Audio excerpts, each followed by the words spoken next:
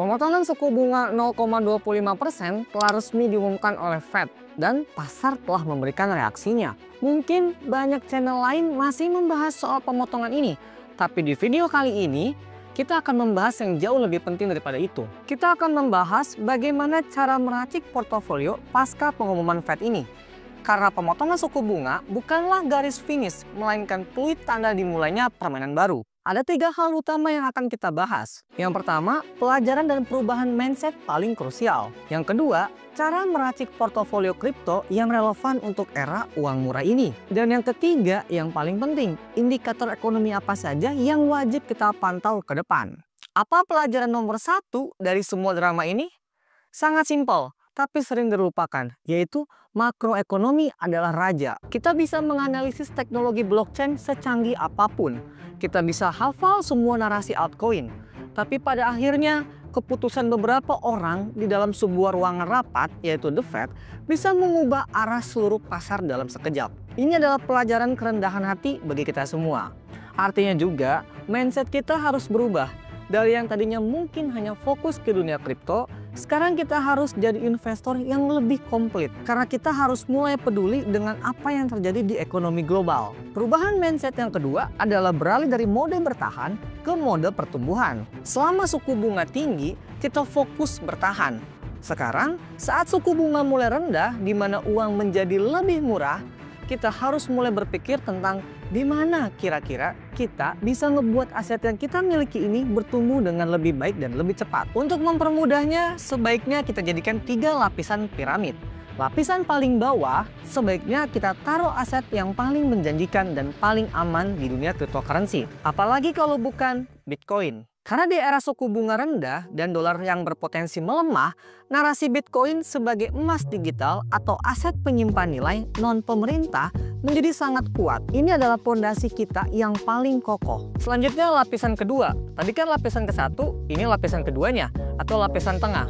Nah, ini terjadi saat likuiditas mulai membanjiri pasar. Kira-kira kemana semua itu akan mengalir di dalam kripto?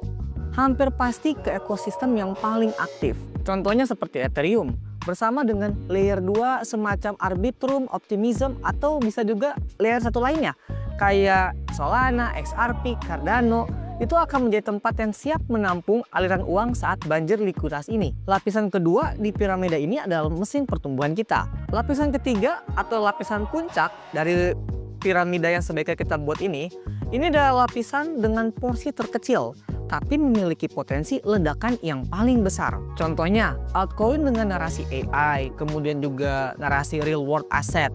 Nah, yang seperti itu bisa memberikan keuntungan berkali-kali lipat. Tapi ingat, ini high risk.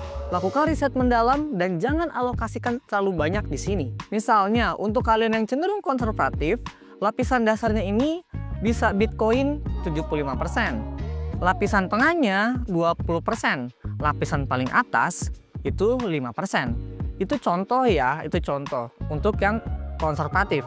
Untuk yang cenderung moderat bisa kalian cek di ebook yang udah gua tulis dan linknya ada di kolom deskripsi atau di bio ya. Nah, tentukan porsi setiap lapisan kalian masing-masing yang kalian rasa paling sesuai dengan kondisi kalian. Karena setiap orang kondisinya bisa sangat amat berbeda. Tapi setelah melakukan itu semua, gua rasa masih belum cukup. Sebab kita masih harus memantau beberapa indikator ekonomi untuk mengambil keputusan dengan cepat. Indikator yang pertama itu ada data inflasi. Kalau angka inflasi bulanan tiba-tiba meroket lagi, The Fed bisa injak rem lagi secara mendadak dan menaikkan suku bunga lagi.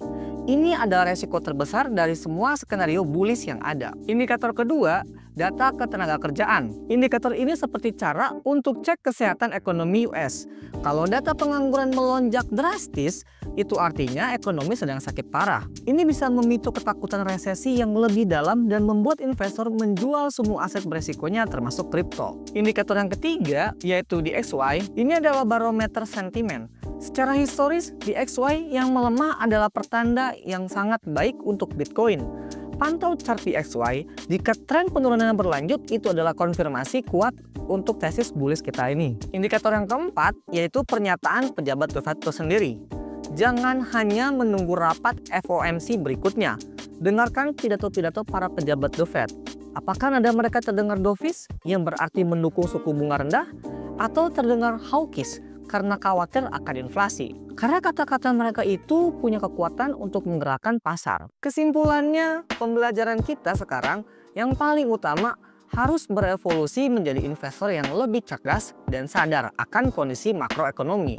Ini bukan lagi soal when Lambo atau kapan Lamborghini bisa kebeli, tapi soal bagaimana membangun kekayaan secara strategis di tengah peta permainan yang baru. Strategi kita jelas, bangun portofolio yang berlapis dan pantau terus indikator kunci yang tadi udah disebutin.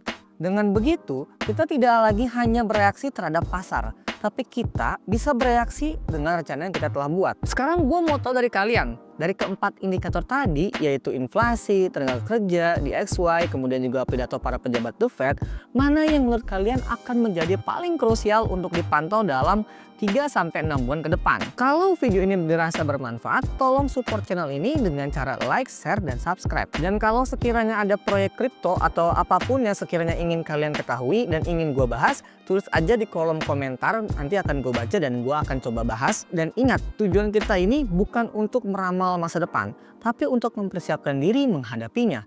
Jadi selalu Dior. Saya Restu Hadi Wijaya, thanks for watching.